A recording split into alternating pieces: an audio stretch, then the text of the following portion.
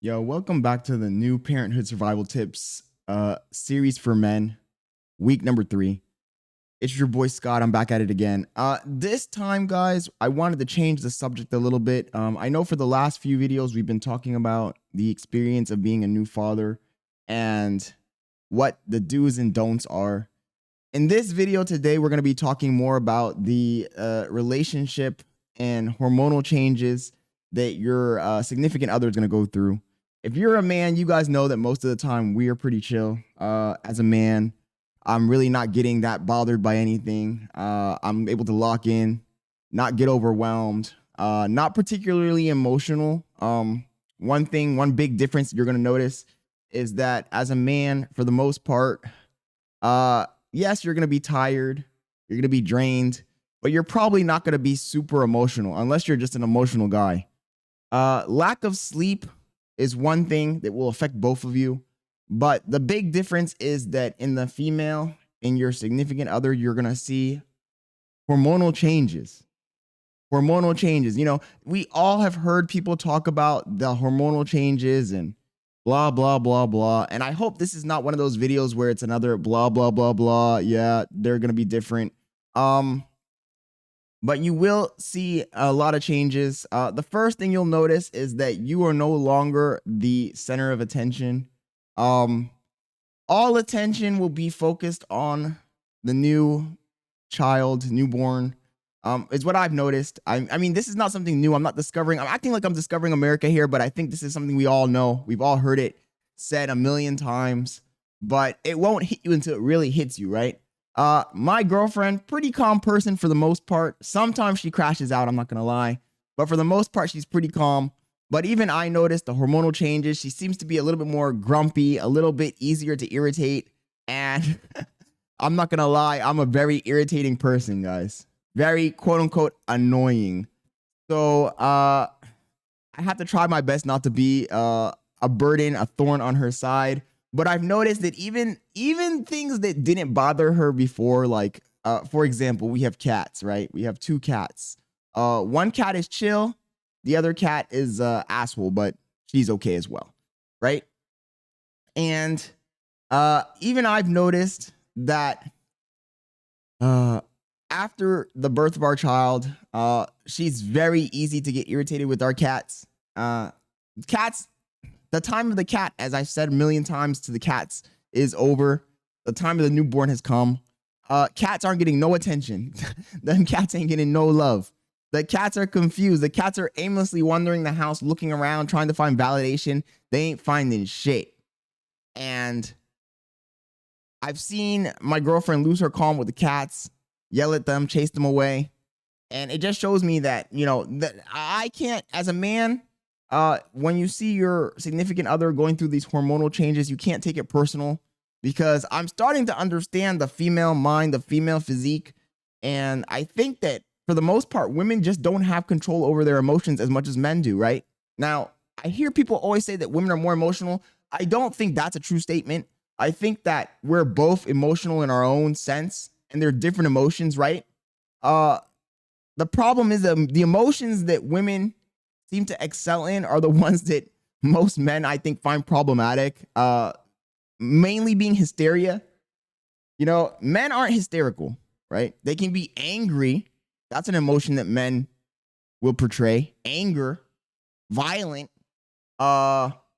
maybe petty, greedy, but they're not going to be fearful or panicky or anxiety ridden for the most part. I mean, look, I sometimes will get a little bit of anxiety, but I feel like most of the time when a man is suffering from some sort of anxiety or fear, there's a valid reason, right? But women, especially when they're hormonal, will have a panic attack over nothing. They'll have a panic attack because they ordered something on Amazon. It was supposed to be pink and it turned out to be purple. And as the man in the relationship, you need to be there to ground the relationship, chat. You cannot lose your cool for the most part. And I try my best to not lose my cool, right? If my girlfriend is crashing out, I try my best to remain calm. I try my best to be observant. I try my best to bring balance to the situation, because if you lose your cool and she loses her cool, then it's going to be GG's for you, man.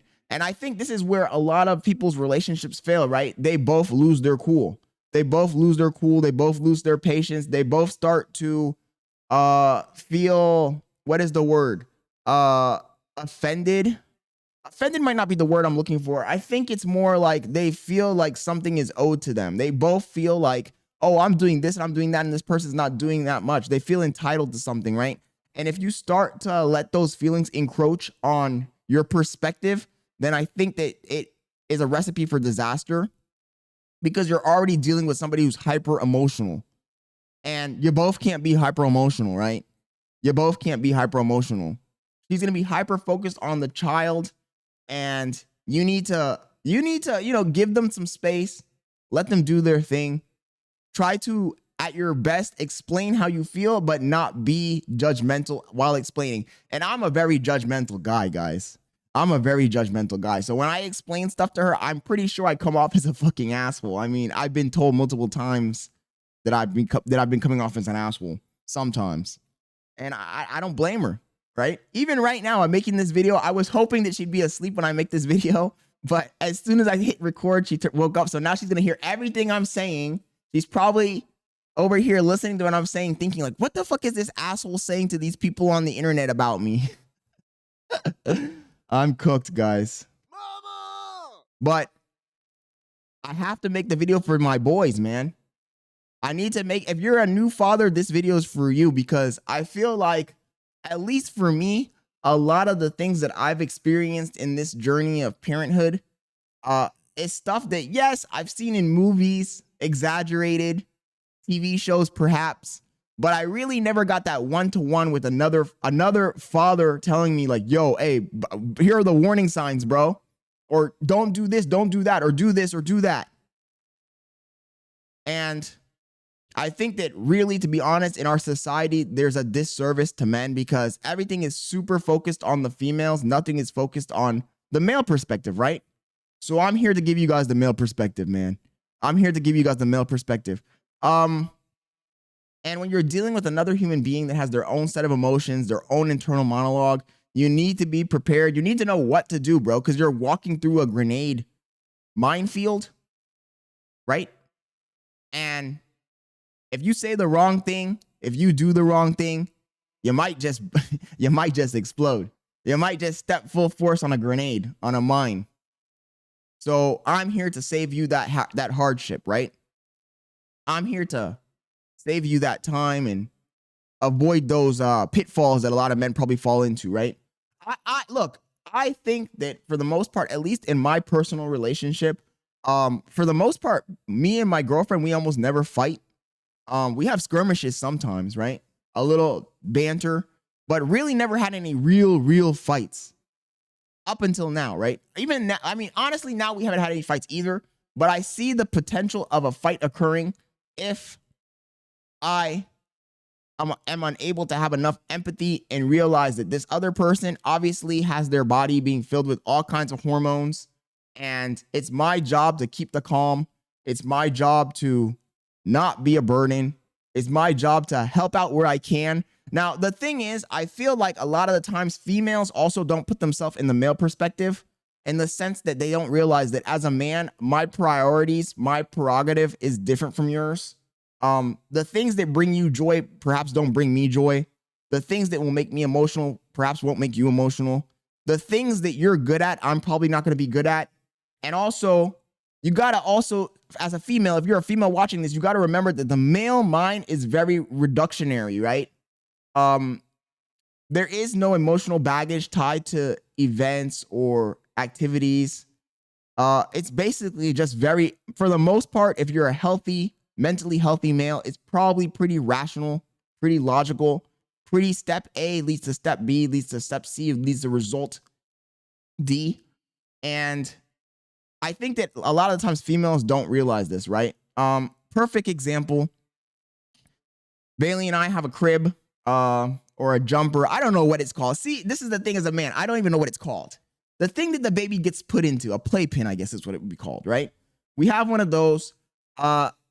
My girlfriend built the playpen literally months before we needed it. I told her like, yo, I don't think we need that yet because our baby's literally a newborn the other thing that you put her in, the bassinet, is that what it's called?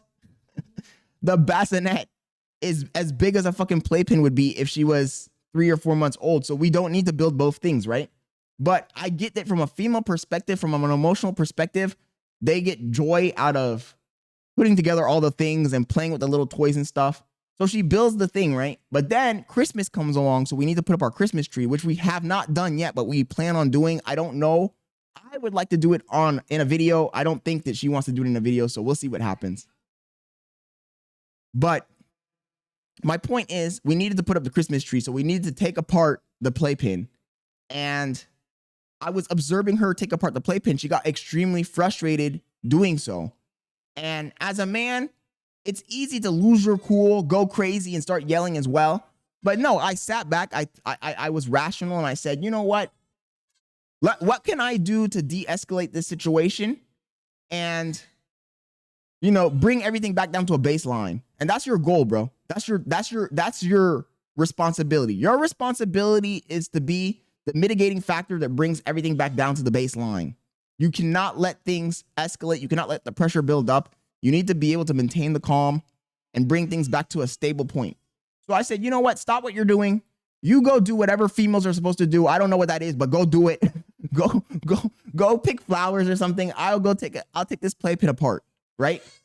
And I used my big male rational brain to look at the playpen and design the design of the playpen and figure out how to actually disarm it, how to actually break it down, because I was observing her and she was trying to break it down, but you know, she's a female, so she was getting emotional, and there's a bunch of buttons and stuff. It's very confusing. Even myself, I was confused as well. Broke it down, put it together, took it apart, put it away. Situation was neutralized. We neutralized the threat, and we were able to continue the rest of the day without arguing. I guess what I'm trying to say is you need to neutralize the threat, chat. Any situation that might cause the emotional state of your significant other to escalate to a point of no return, you need to neutralize before it gets there. That's my point. That's my point. That's your job. Neutralize the threat. Otherwise, you're going to be fighting every second. Every second. Women get overwhelmed easily. That's what I think men don't realize. Women get overwhelmed easily. Things that you would never think would overwhelm them overwhelms them. And you also have to remember that as a man, you're used to suffering. You're used to having a hard time. You're used to hard work. You're used to sleepless nights. You're used to being anxiety ridden, because as a man, if you're not going to go out there and make it, you're going to fail and you're going to starve. There's nobody there to save you. There's no shortcuts. There's no easy path. None of that shit. But as a female, this is probably the first time as a female where they really actually have a set in stone responsibility that needs to be taken care of. There's no excuses. There's no way out of it. There's nobody who's going to save them. I can't grow a set of tits and lactate our child. I can't do a bunch of stuff that females are able to do with the child. So there's no escape path for her. There's no escape vector unless they have other females around them. Then I guess there is. But in this case, there's not. So it puts a burden of responsibility that I think that most females have never experienced in their entire life, right? And that's tough. That's tough. That's all I can say. I really don't have anything else to say. That's tough. But as a man, you've already been dealing with adversity your whole life. Nobody cares about men. Nobody cares if you're stressed out. Nobody cares if you can't find a job. Nobody cares if you have no skills. If it's sink or swim. And for the most part, women, they're in the same pool as you, but they got floaters. They got a flotation device. And this is the first time that flotation device is taken away from them. There's no escape recourse. They just got to lock in and do the thing. And that's a tough pill to swallow, right? It's a tough pill to swallow. So it's your job to make sure she doesn't lose her fucking mind. And I've seen it happen, right? I've had cousins, I've had other family members that were married to somebody or were in a relationship with somebody. They weren't there to bring balance. They weren't emotionally stable. So what happened is both people in that relationship became emotionally detached, emotionally unhinged, And well, the results were disastrous, right? And I think that that won't happen in my situation because I do try to bring balance to the relationship as much as possible. And like I said, that's your job as well. That's your job as well. You know, I was also thinking about, God damn, what does that smell? Is that the cat shit or did somebody take a dump? What'd you say? God damn it. See, guys, see, you gotta roll with the punches. Damn, that shit smells. Yo, babe, you blew that shit up for real. I'm not joking. Damn. And this is going in the video. I'm not editing this shit out. Anyways. Damn, bro. That shit's strong as hell. Holy shit. What I was gonna say, chat, is postpartum, right? I spent some time thinking about postpartum depression and whether it exists or not. You know, a lot of people are gonna get on me for saying what I'm about to say, but I don't think that postpartum exists. I think that for the most part, look, I did some research, and from what I've seen, most women say that the postpartum comes in, appears when they have to go back to work or when they spend long periods of time away from home, right? And I think that what we really are witnessing here, what is called postpartum depression, is really just the reality shock of having to go back to work. You know, I think all of us have experienced postpartum at this point. In 2020, after COVID, when we all had to go back to work, when COVID was done, that was postpartum. That feeling of, oh shit, I got to go back to work after 4 months of not working. Why? What's the purpose of it? You know, a lot of people never went back. A lot of people never went back. A lot of people got their shit and left. They went to fucking Thailand. They went to some other country. They started traveling. They started living their best life. Or they just decided to hang out with family. They joined the commune. Some people became homeless. Some people, you know, everybody took a different route. Some people started businesses and they were able to pivot quickly because they had money saved up and allocate money to delegating the operations to other people so they could relax. And some people just decided to live off their savings. But that's postpartum in a nutshell. Not wanting to go back to reality. I'm pretty sure that if we went back in time, before women had to go back to the office when they were just stay-at-home moms, the amount of females that said they were experiencing postpartum would be a very low number because, like I said, postpartum is just the reality check of having to go back to this society that we've created where everybody has to work like a goddamn slave. That's all it is. That's all it is. And I mean, this is anecdotal, but I watched a bunch of videos. I spoke to my girlfriend about it briefly. I heard the doctors talking to her about the quote unquote depression. And the doctor herself said it. She said, oh, it's going to happen when you go back to work.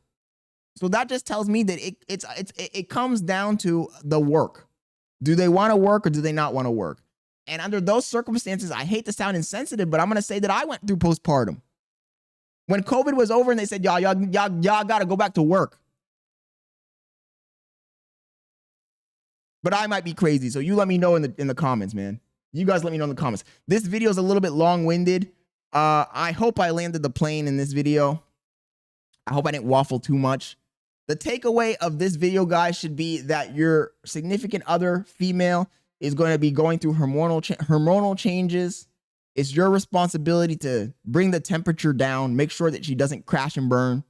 Help where possible. Now, I'm not saying you need to be doing a bunch of shit like changing diapers and all this other stuff. I mean, shit, you're still a man after all. But when you can, help out, you know. I try.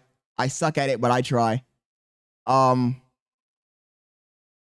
I feel like if you're able to bring the stability, if you're able to have a little bit of empathy, if you're able to help where you can, then it will go a long way. But if you choose not to do that, if you choose to just be a stoic dude who doesn't participate, doesn't try to balance the situation out at all, who's super duper distant, who doesn't help with the child, who doesn't want to walk around. You know, a lot of fathers don't even want to, like, you know, watch the kid or walk around with the kid at all. And I think that if you're one of those kind of guys, your relationship is probably going to crash and burn.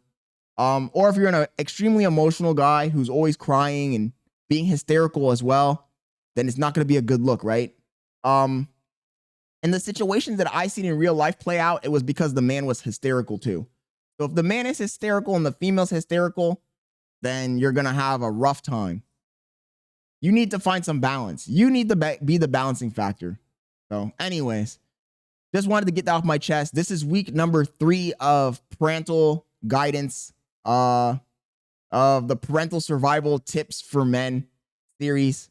I hope you enjoyed it. Subscribe, turn on notifications, and stay tuned for week 4. And I hope I didn't ramble too much, guys. This is going in with no edits, by the way, so buckle up. I mean, you're at the very end of the video, so you already buckled up, I guess. Anyways, I'm out.